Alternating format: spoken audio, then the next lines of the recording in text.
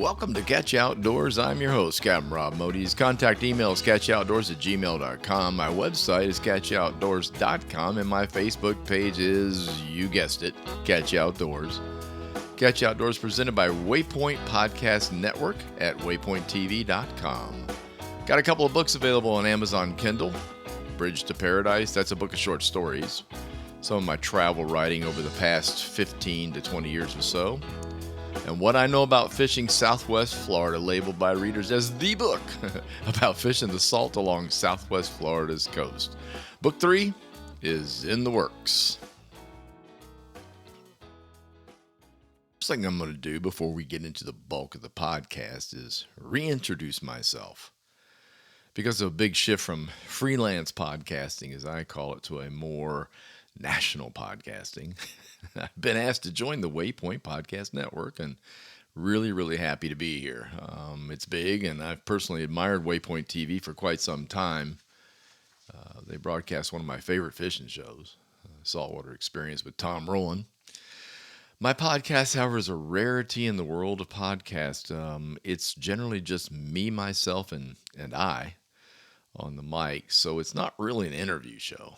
My thoughts were that there are just lots of those out there, some really good ones that I enjoy listening to, some right here on Waypoint. And all I'd be doing is perhaps re-interviewing some of the same folks that have already been talked to. So, and I'm speaking from quite a bit of experience here. I hosted a live call-in radio show on the local Fort Myers, Florida ESPN network for 11 years, and it was entirely guest host oriented, with at least one guest in the room with me and sometimes two in the studio. So it made doing the 3-hour show a whole lot easier, I'll tell you that, because of the conversation that you have between yourself and guest. And it was more regulated that way, without much room for, steering the big old ship in a new direction during those 3 hours. So it was, subject oriented, and there we were. I mean, there was some fun and games in between, of course. We had to cover 3 hours. So when I decided to throw myself into a podcast, I more or less decided very early on I was going to make it a one-man show about all things outdoors in the state of Florida. Now, that doesn't mean I wouldn't have an interview or two thrown in. That's already happened in the past, if you go back and listen to some of the earlier episodes I have. But the one-man show thing I like, and I like doing instructional type stuff, suggestions, where to go, what to do, stuff like that. So today's episode's number 36. Welcome to Catch Outdoors on the Waypoint Podcast Network, for lack of a better title. First, a quick background about me for listeners that are joining Catch Outdoors for the first time. I was born up in Virginia way back when. I arrived as a kid in Clearwater, Florida in the late 50s. I was about 5 years old when my family moved there. My brother and sister are also steeped in the traditions of beaches, boats, and the great outdoors. Were there with me, of course. My brother is a licensed boat captain, also a charter pilot. My sister and her husband recently purchased a Grand Banks trawler and are setting out on a 2-year adventure as liveaboards. So to say we're all ate up by outdoors and water and salt, and, yep, we are. I spent time in the U.S. Coast Guard. I lived in Kentucky for a while, where I learned to freshwater fish. How about that? Don't do a lot of that in Florida when you grow up on the coast. I don't know. It's like the beach is the beach, and going over to Okeechobee was a trip, but I really didn't do a lot of freshwater fishing as a kid. I did a whole lot of saltwater fishing, though. And I know that's okay. I discovered freshwater fishing in Kentucky, and turns out it's really a lot of fun to freshwater fish in a lot of other places. And, of course, the podcast will be talking about that. After an early career in technology, I eventually got my charter captain's license. Worked my way up to 100-ton, as the guys like to call it. 100-ton license just means you can move around really big boats, as opposed to the 6-pack, which I started with. During my charter life, which started in the Upper Keys, I later based myself out of Fort Myers Beach. I also taught fishing classes, did the usual run of seminars. And as mentioned earlier in the podcast, I landed on the radio. A couple of years ago, my lovely wife, an expert fisher person, got a job in Fort Lauderdale, so we returned to the East Coast. I then retired and got bored. Those of you that are retired completely understand what I'm talking about. Yeah. I wrote 2 books during that time, though, what I call the time of the great pandemic. And then while mentioning my boredom to my former radio producer, Rick, he said, you know, well, do a podcast. And I'm like, really? And he goes, yeah, you got all the equipment at home. You got a wealth of outdoor experience, a wealth of outdoor information. Do a podcast about what you did on the radio. So here we are, folks. Welcome to Catch Ya Outdoors. Okay, let's get into some information. This is what you came here for. So this is what my previous listeners and all other listeners have come here for is info. And so I thought today, and there's a whole bunch of things I really want to talk about. I'm going to do some bits and pieces today, and then on next week's podcast we'll center around a subject and stick to it. So, or more, I'm known to wander. So, recently returned from the Keys. We were down there over the last 4 or 5 days, and boy, is that fun! I love being down there. We managed to hit the weather right.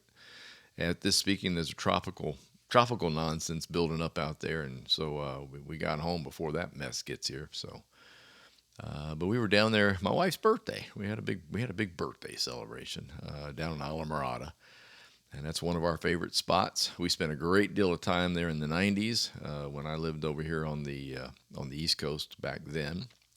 Met her in the Keys, and we spent a great deal of time fishing Islamorada. Kept a boat in Islamorada and worked Florida Bay. It was a skiff, flat skiff. We worked Florida Bay, and we've had some amazing experiences in that area.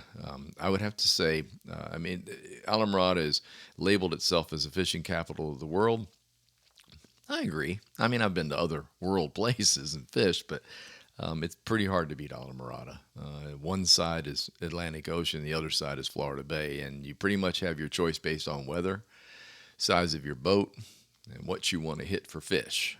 So it truly is an amazing place. On the calm days, you'll see the sport fishermen heading out and the flats boats heading out toward the Atlantic. A lot of times, flats guys are looking for Atlantic tarpon, the big boys, and they'll also be trolling up, dolphin and a lot of other things over there. The sport guys, of course, will go out a whole lot deeper, go out toward the hump or toward the edges, drop-offs, trolling for wahoo, things like that. On the messier days, the big boys can still go out in the sport fish world, depending on if their customer has the stomach for it. But on the inside, that kind of takes over when it gets a little breezy. There's so many places you can hide. When you get back on Florida Bay, some of the open water is a little tricky, but once you get back in the back, I love it. And personally, it's one of my absolute. I mean, I grew up on the West Coast. Understand? Grew up in Clearwater, fished Fort Myers for years, Sanibel, Captiva, North Cap, the Everglades.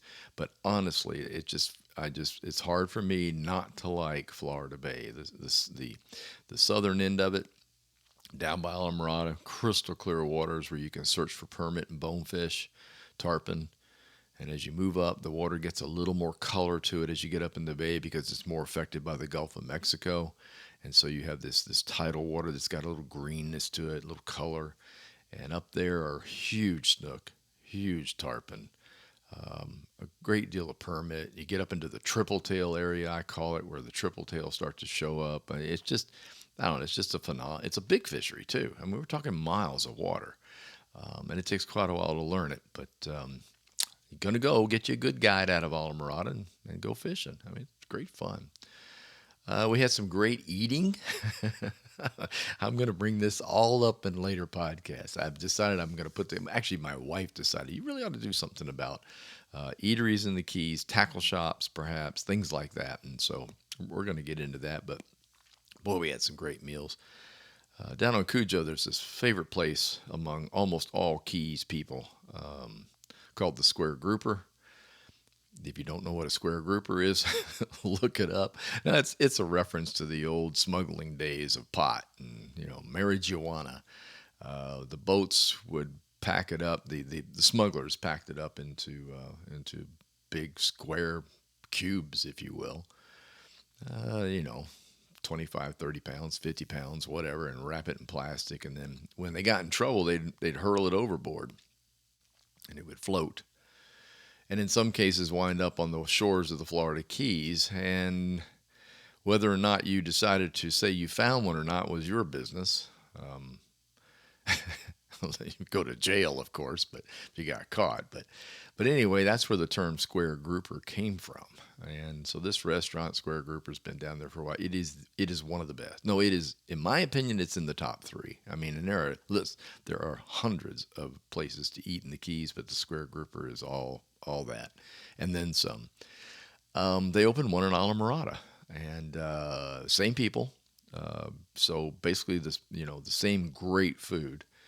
Tell you a little bit about, just in case you go to Alamorada, decide you want to hit the Square Group. But they open at 5 in the afternoon, and they're open until 10, I think it is.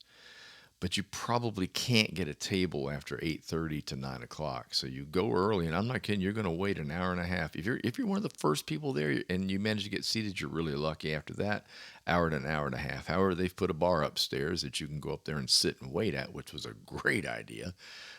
So anyway, I've never had a dish like a bad dish at the Square Grouper. The last night we were there with a bunch of friends, and we somebody out in the Atlantic Ocean caught fresh wahoo, um, and that was on the menu.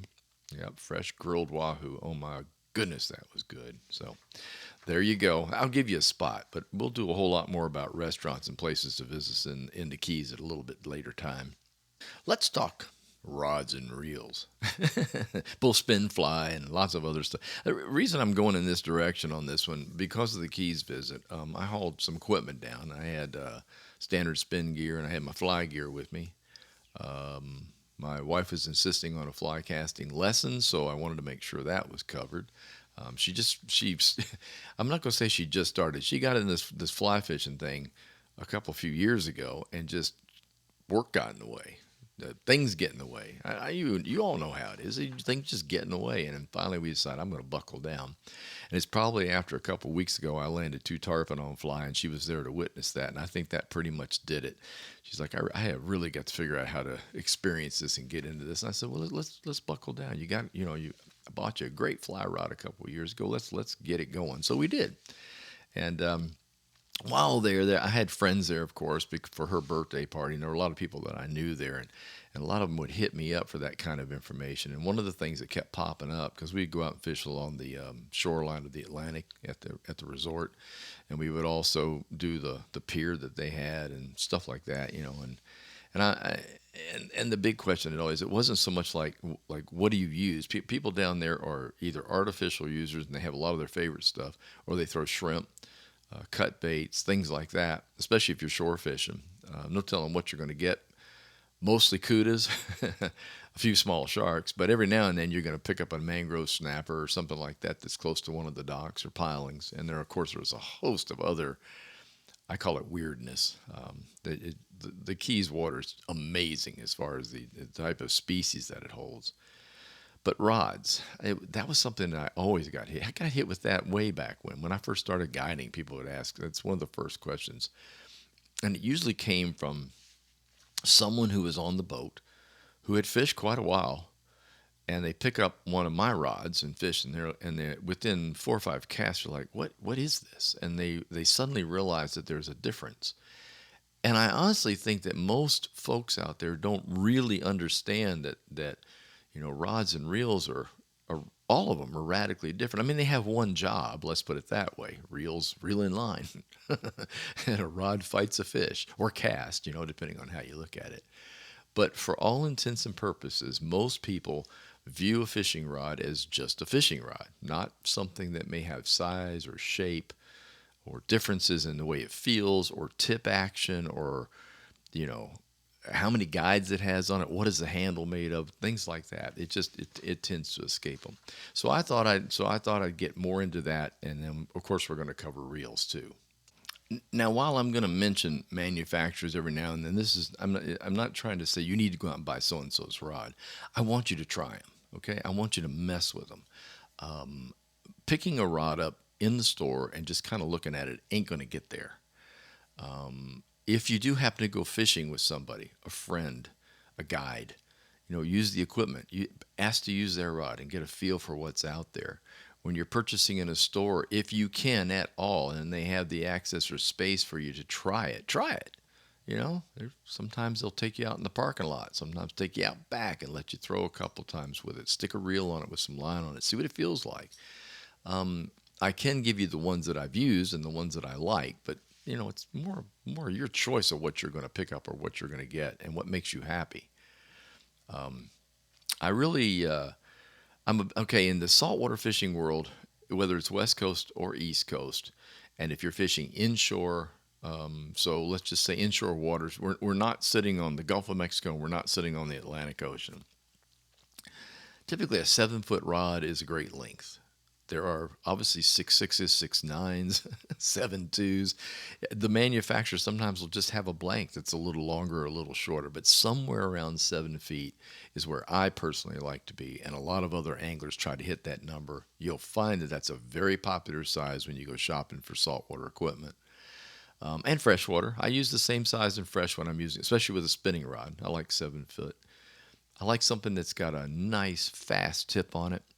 So in other words, I look for fast action on the blank. It'll usually be written right on the rod blank. And I use a medium heavy. Now, don't let medium heavy throw you. Make it sound like, ooh, that's too big a stick. It's not. Light or medium in Florida, especially fishing backcountry, is probably not a good idea because well, it's great if you're catching mangrove snapper out of the roots or you're working some flounder on bottom or sea trout, but boy, when you hook that first snook that's over 35 inches, you're going to have your hands full. And he's probably going to win. So going up to that 7 foot gives you just a little extra bend on the rod and a little extra strength with the medium heavy combination. So don't be afraid to go medium heavy. And there are a lot of manufacturers out there that make quality medium heavy rods with a lot of backbone in them. And that's what you're going to need to fight a big fish. When I speak big in the backcountry, I'm talking big redfish and big snook. They'll put it to the test. And the accidental tarpon that you're bound to hook during seasons, like now. You get into late May, June, July in the backcountry of West Coast Florida. It's not unusual to get an accidental tarpon back there. So I'll go with that. Something else that I find extremely important are the guides on a rod. Those little round things. For those of you that have no idea what I'm talking about, the ferrules, okay, the things that guides the line from the reel to the tip of the rod. Crazy important to fighting a fish. And on inexpensive rods, you're going to find there's 5 of them, maybe 4 in some cases, which is absolutely detrimental. But that keeps the price of the rod down because let me tell you what, it's one of the most expensive parts of a fishing rod are the ferrules, the guides. I like 7, but I've seen 9, So what I'm counting from the very first gatherer, the gatherer ferrule, the first one, the first guide down by the reel, all the way up to the tip, 7 to 9. The reason for this is the rod's going to have a much nicer bend in it. When there's a big fish on, you're going to have a nice curve on the rod. You can exert more pressure that way without worrying about the distance between guides that are too far apart where the rod might break. And it just gives you more control, plain and simple. Also in the guides, quality guides. I'm a fan of Fuji. They've been around for a long time. They make a quality guide.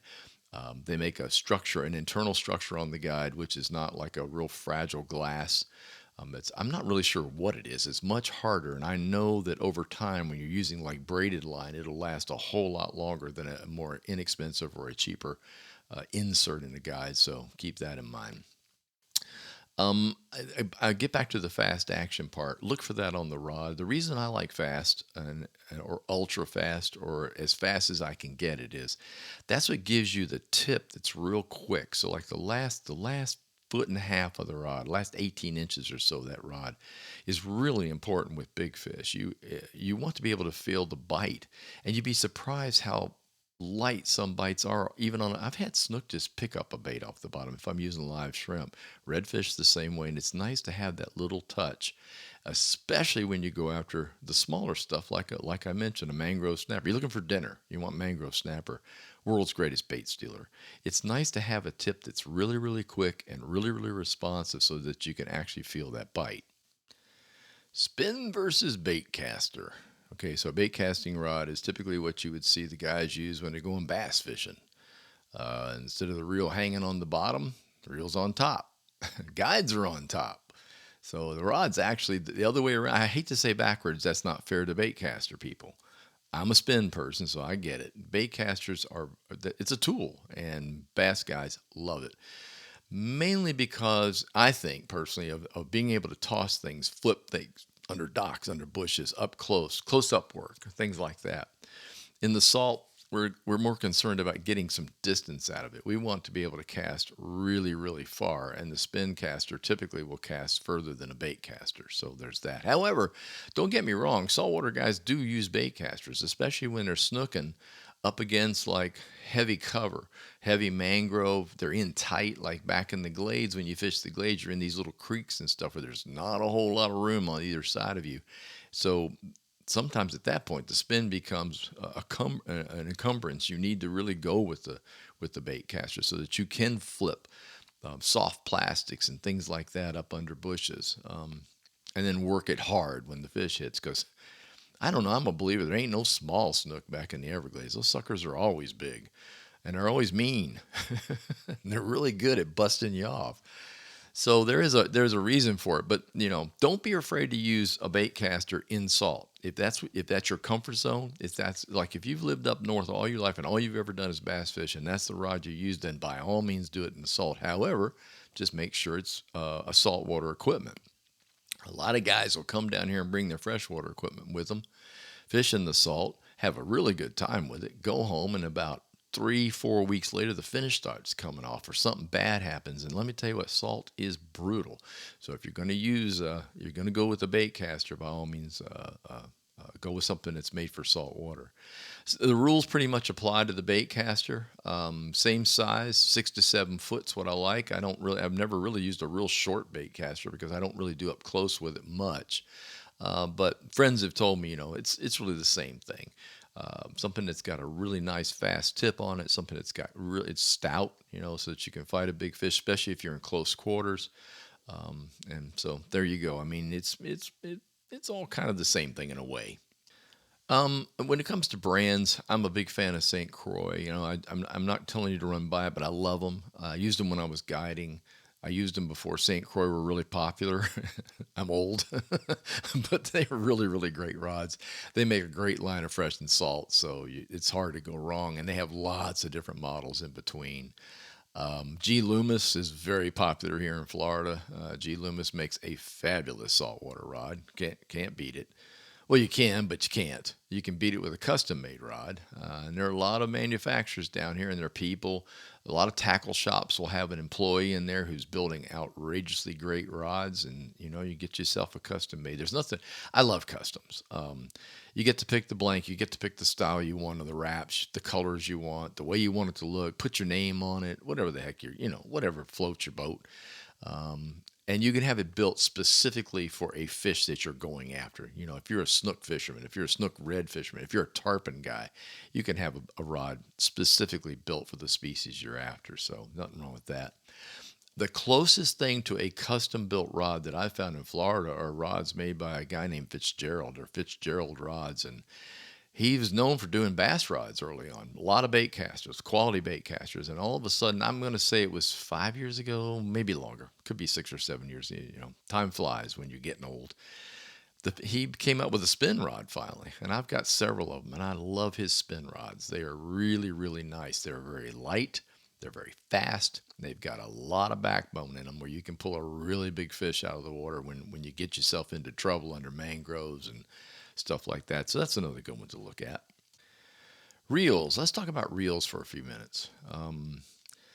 Okay, this is really tough because reels are almost like show and tell. A couple of things that I have found over the years, and I'm a fan of the quantums, the pins. There's lots of great reels out there, so there's no way to center around these things and say this is the one you got to have. Although there are some, and everybody's opinions matter when it comes to this. The longer you fish with a piece of equipment, and the longer it's last, in the world of guiding, Back when I was guiding, I'm doing 300 trips a year, sometimes more. Sometimes I'm doing doubles during season. Season in Florida is like February, March. Those 60 days, you can do two trips a day. That's 120 trips right there. It's pretty easy to knock out 300 trips in Florida when you get to be a busy guide. You use equipment brutally. Your people use it brutally. Everybody does. I mean, it flops on the deck, it catches big fish, it gets salt spray in it. And after a while, you really start to learn what works and what doesn't, and what holds up and what doesn't. In my world, I was a big fan of quantum and I was a big fan of pin. I use pin a lot. Pin, yeah, it's brutal. It's a brutal. It's built brutally. It's great. It really is. It's heavier than most reels. It's got a lot of metal in it, which it should have. A great drag system. So, a couple things that I watch for is I don't worry about the finish so much. I mean, okay, I like a pretty reel. I'm like every other guy and gal. It's like, ooh, that's snazzy looking. I like that. That looks good. I'm more about the working parts of it. How much, what's the gear system like in it? Is it complicated? Is it over the top? Is it too much to take care of? Will it keep the salt out? Will it keep the water out? Is the casing sealed properly? Even if you take it apart to clean it, does it go back together and keep the salt and crap out of it? That's something I always watch. Drag system. How good is that drag? Kind of munch it down to a point where I can almost stop the line. That needs to happen with some fish. However, how far do I have to run the dial around on the drag to get it to do what I want it to do? Is it touchy? Is it just too short and too quick, or does it have a lot of room to move that dial? When your heart's pounding, the hair's standing up on your arms, the big fish is on, and he's running for the bushes, your brain doesn't do real well with that drag knob. Sometimes it grabs it real hard and gives it a twist it shouldn't, and on a reel where it tightens quickly, off goes the fish. Game over. So, that's the kind of thing that I look for. The bail wire, that's that little wire on the front that you open up on a spin reel when you cast. Is it strong? Look at it and see what it's made of. You can compare bail wires on many, many reels. Sometimes there's a little skinny wire on there, and sometimes there's a piece of metal, a hunk. That's what I look for. I want something that's strong. I want something that's not going to bend and break. The I guess what do I want to call it? The most vulnerable part of a fishing reel, in my opinion, is that bail and the bail spring itself. So that part of the mechanism to me is extremely important, and I look for it. The roller that guides the line onto the reel at the base of the bail spring. Does it have any gaps? Does it roll freely? Is it ball bearinged, or is it just like on an axle?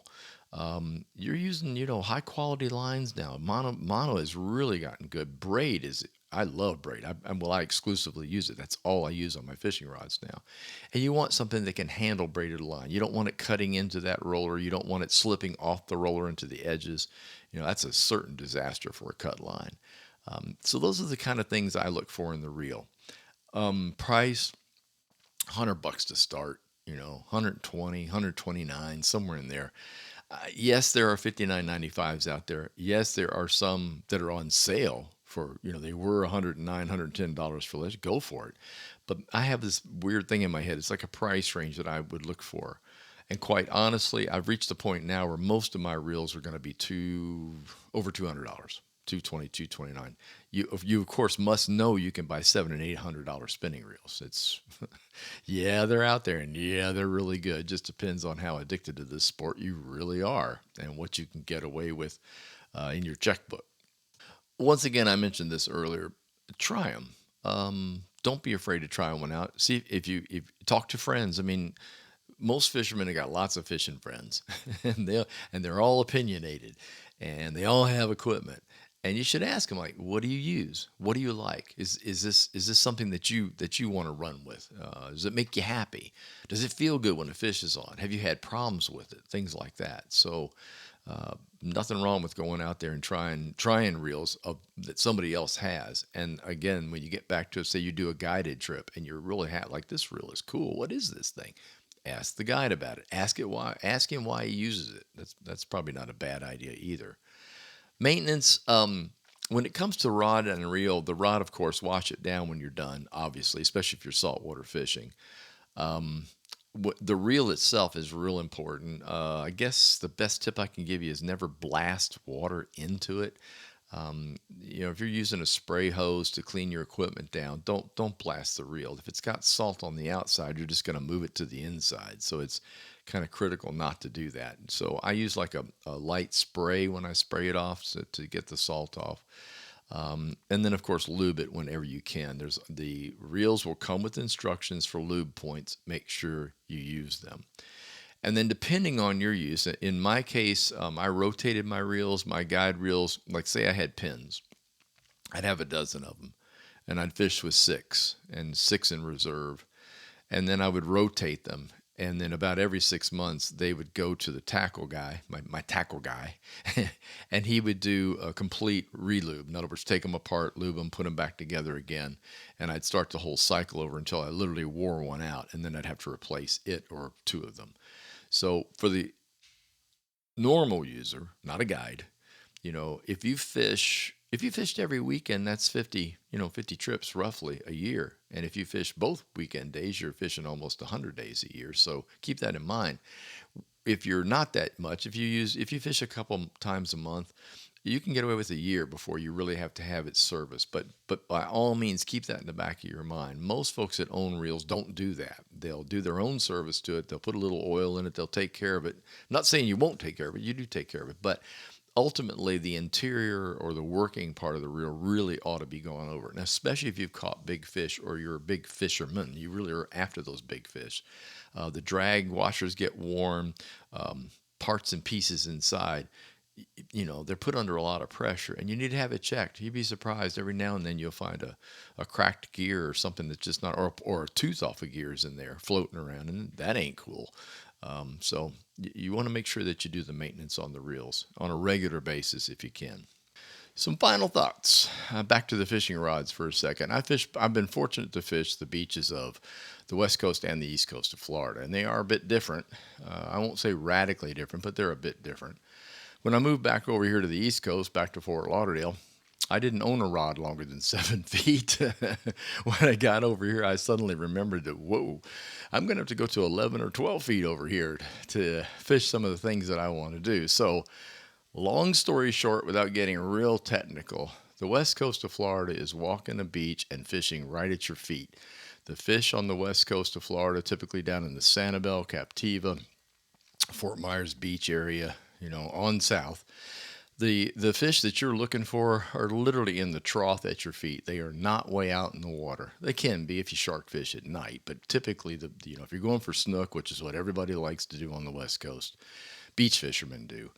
They're going to be in close. They're going to be in that little bitty trough. So you just use the same equipment I mentioned before. 7-foot rod, standard reels, and you're going to cast your artificials or baits right in close is what you're going to do. Literally parallel to the beach. I mean, that's how you're going to find them. Going out too far, not much. So there you go. When you come over to the east side of Florida, to the East Coast, the Atlantic coast, you can also do that type of fishing because there is a trough, and fish do run in that trough. The trough just has to be larger and deeper. So you have to regulate the lures and things you're using to go a bit further down. That trough can be 3, 4, 5 feet deep. If you step off an Atlantic beach, you go into the beach and you swim over here, you're going to step in and go right up to your middle, and then all of a sudden you're going to hit a bar and come up a little bit. So it's kind of the same thing on the West Coast of Florida, but the West Coast, the step off is only a foot or two deep. That's the difference. But fish do lie in both of those ditches. Now, when runs are going on the East Coast, we have typically a mullet run or bait runs at different times of year. A lot of mullet come through, and the big fish obviously chase them. They can be in or out. A lot of times they are out. They're past that bar that I mentioned. So you're going to have a hell of a cast, and that is accomplished by using a rod that's very, very long. I think I have a 10, 11, and a 12 that I use, 3 different rods. Also, we use heavy weights when we're doing that. We use those, 1, 2, and 3 ounce pyramid weights. We use stacked hooks. In other words, 2 and 3 hooks hanging off the line itself with bait on them. So it's a whole different idea, a whole different rig. A lot of that's for the pompano run. So when the pompano run through, you do multiple baits. When the tarpon come through, you don't do that, but you still need to get a bait out there, and you're trying not to use big weights if at all possible, because when a tarpon jumps, guess what? That's right, the weight will pull the hook out of his mouth. So there's a bunch of different angles on East Coast that make East Coast beach fishing much, much different and more difficult, in my opinion, than West Coast beach fishing. So keep those in mind. And at that time, you're going to be shopping for a very, very long fishing rod. Plain and simple. It's just different. That's all there is to it. In a future episode, I'm going to cover. I did some fly stuff, so you can go back and listen to it. But I'm getting more interest in that, and it's funny. Florida is changing over time. Fly fishing took a real back seat on the West Coast, Keys, and East Coast for the longest time. There were specialties. There were people that went after bonefish and tarpon and things like that. And the West Coast was, in my opinion, most lacking of all. Whereas the Keys, people were kind of tuned into it. The East Coast was tuned into it somewhat, but the West Coast, for some reason, it was just all spin. Well, fly has really taken off. So in a future episode, I think what I'm going to do is just cover a great deal of fly information for those of you that might be interested in that. Feel free to email me at any time at catchyoutoutdoors.gmail.com, and I'll be happy to answer any questions you might have if you just want to email them. But I think I was gonna go on into fly rods, but I think I'm gonna separate that out and make a whole different show on that, because it's complicated. Thank you so much for listening. I appreciate you taking the time to tune in. If you enjoyed this podcast, please tell a friend and leave a review. My podcast will continue to be scheduled each and every Tuesday. Catch You Outdoors is presented by the Waypoint Podcast Network. It's available at Waypoint and by many of your favorite podcast providers. The Facebook page is Catch You Outdoors, the website, waypointtv.com and catchyoutoutdoors.com. Until next time, get outdoors and enjoy.